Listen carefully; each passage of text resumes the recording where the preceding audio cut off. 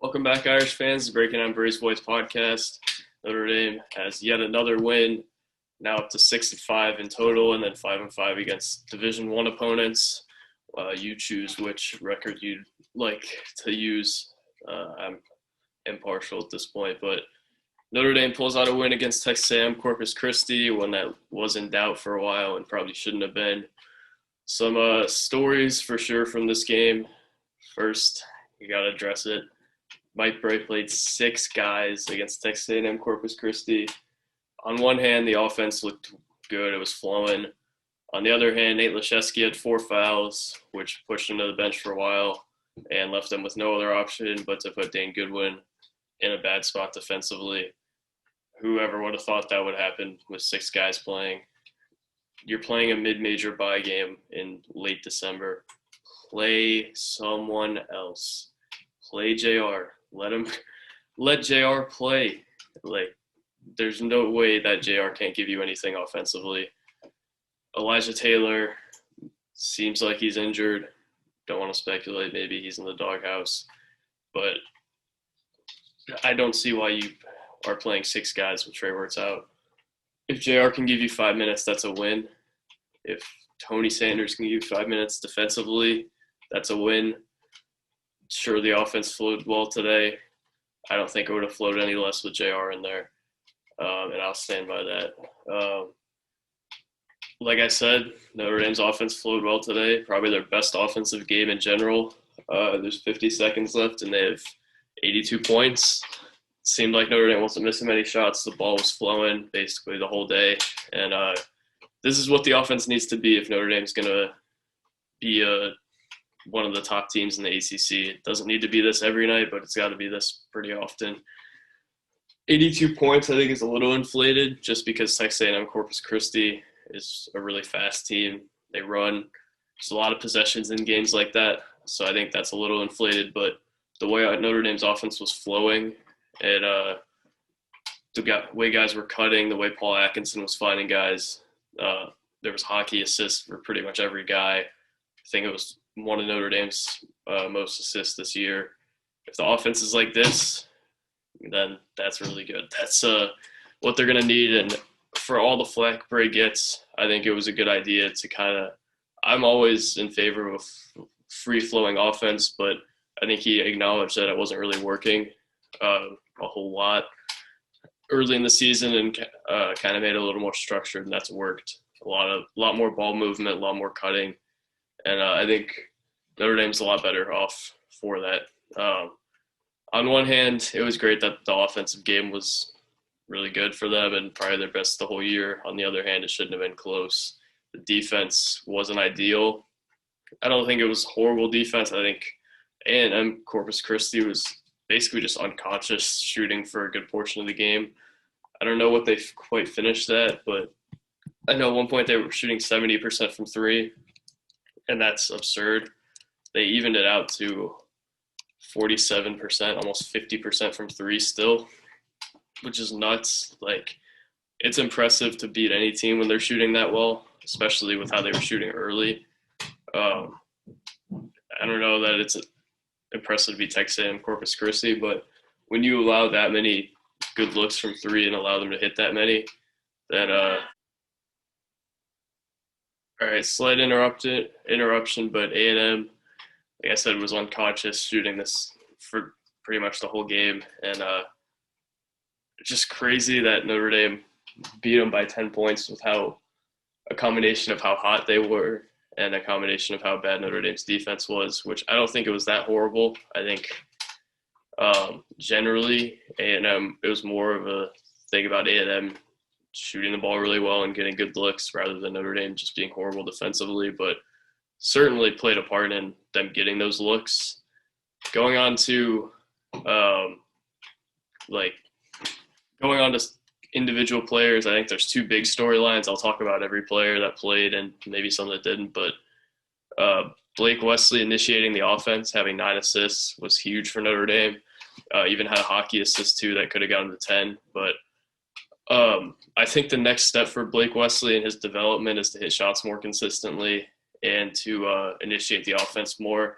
Kind of like Jaden Ivey, just decision-making and hitting shots. It's basically the same track of development for Blake Wesley, and initiating offense looked really good tonight. I think he has been initiating a little more than people have been giving him credit for, just because guys haven't hit shots. But to see a game with 9 assists like that, even if it is against a mid-major and a fast-paced game, that's really good to see. Even if he didn't have it scoring-wise tonight, today, he still had 14. But it's good to see him still making plays. And the defense is most of the time going to be there. If he can make plays for his teammates, he is really useful for Notre Dame, and he's been useful pretty much about every game this year. Second big storyline, I'd say, would be Cormac Ryan and Prentiss Hubb more or less getting going. Cormac had 14 on 4 or 5 from 3. Seems like he's really getting into a rhythm offensively, and Notre Dame's going to need him to. I predicted him to be the best player on this team, and you guys see today why I said that. Like, he's playing good defense. He's into a rhythm shooting it, and we're going to need that to continue into ACC play if Notre Dame is going to win a lot of games. They're a completely different team with him playing well, and when he plays like he did today, he doesn't make that take I made in the preseason look all that bad.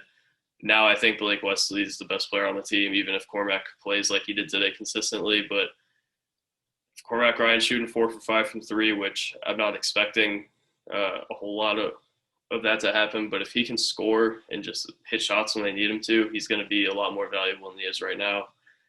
And he'll be one of the best players on the team, and you can see why that would be the case. Prentiss Hubb also I thought was solid today. Had 3 turnovers, but for the most part looked pretty under control. It was 4 for 7, 3 for 5. Looks like he got his confidence back, which I think is the biggest thing against the mid-major. I'm not super bought in on a big game from anyone today, but good to see Prentiss Hubb finally get going. And 5 of the 6 guys who played today were in double figures, which was also huge. And that's a testament to Blake Wesley and Prentiss Hubb getting everyone involved, getting them good looks, and that was huge. Dane Goodwin, I can't say enough good things about Dane Goodwin at this point in the season. Quiet 21 today. He's not necessarily going to take over a game, but if he has 6 rebounds like he did today, 21 points, shot 50% from the field, and a better percentage from 3, Dane Goodwin is probably the best player on Notre Dame. Currently, I think Blake Wesley probably will be by the end of the year. He's close second for me right now. He had 15 and 9. Dane Goodwin, though, has been unbelievable so far. I thought he could make a slight leap if he hit shots more consistently, but I wasn't expecting this.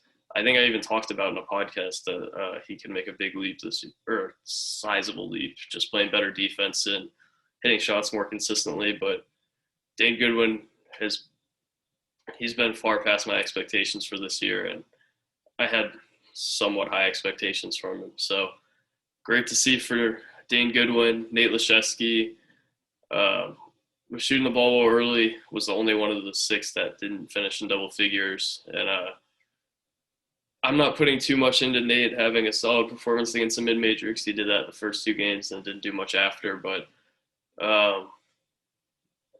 there's not that much to say about Nate. Shot 2 for 5 from 3, pretty much an average game from him. He's going to need to do it against better athletes more consistently, and we're going to see that in conference play, whether he can do that. He's kind of done it in past years, but now with more defensive attention on him and teams knowing that he's a dead eye from out there, it's going to be tougher for him, and we're going to really see the true colors of Nate Laszewski offensively when we get to ACC play. Kind of the same thing applies to Paul Atkinson, but in a completely different sense. The athletes and bodies are going to be the same, but the skill set's different. Paul Atkinson, I thought, had his best game at Notre Dame today, 5 for 8, 14 points. And what surprised me most was the passing. There was a sequence where Atkinson made a crazy cross-court pass to Blake Wesley for an open 3 that he hit, and then found Dane Goodwin on a nice cut for a wide-open layup. Paul Atkinson, if he can pass like that against ACC opponents, is going to be something else. And I don't know if they're going to need him to do that consistently, but that's a huge bonus for Notre Dame if Paul Atkinson can do that. I thought throughout the time Notre Dame was kind of keeping their head above water, they did a nice job feeding him, and just getting him touches. And, yeah, I thought Atkinson was pretty good today. I thought most guys were pretty good.